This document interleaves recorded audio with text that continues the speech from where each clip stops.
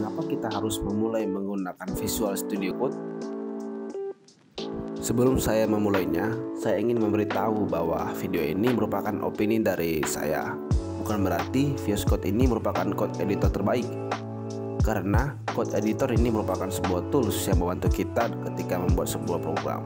Jadi di sini saya akan mereview mengapa kita harus menggunakan Visual Studio Code. Alasan pertama, VS Code itu gratis. Jika kita membandingkan dengan code editor lainnya, beberapa code editor itu harus membayar lisensinya, atau kita harus membayar code editor tersebut supaya mendapatkan fitur yang penuh. Jadi, kita dapat menggunakan code editor yang gratis ini seperti VS Code sebagai langkah awal. Alasan kedua, VS Code itu sudah include sebuah emote.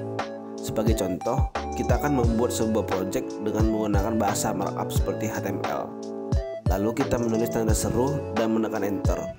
Maka akan otomatis terisi sebuah template HTML sederhana yang dapat kita ubah beberapa codingannya. Lalu, ketika kita menuliskan ULLI seperti ini, maka dia akan otomatis menuliskan template list secara otomatis. Dan yang lain, ketika kita menuliskan .class di sini, maka akan menuliskan secara otomatis kelas baru yang bernama kelas. Jadi, emote ini merupakan fitur yang dapat kita manfaatkan pada VS Code agar pembuatan project yang akan kita buat dapat kita kerjakan secara cepat. Alasan ketiga, VS Code itu memiliki banyak extension yang dapat kita manfaatkan. Contohnya, kita menggunakan sebuah extension yang bernama Beautify.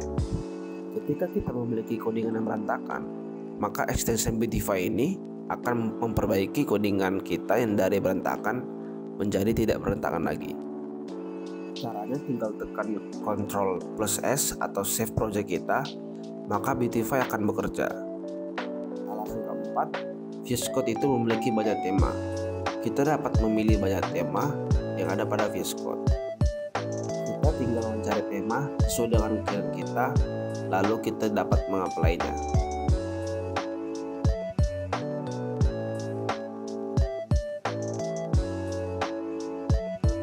Mungkin cukup sekian dari saya. Saya ucapkan terima kasih. Sampai jumpa di video berikut.